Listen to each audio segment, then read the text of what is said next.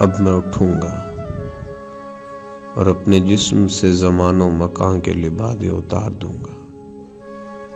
मैं उससे छोटी जमीन पे नाचूंगा और नाचती हुई हसीन लड़की के पाँव मेरे पाँव के साथ हरकत करेंगे।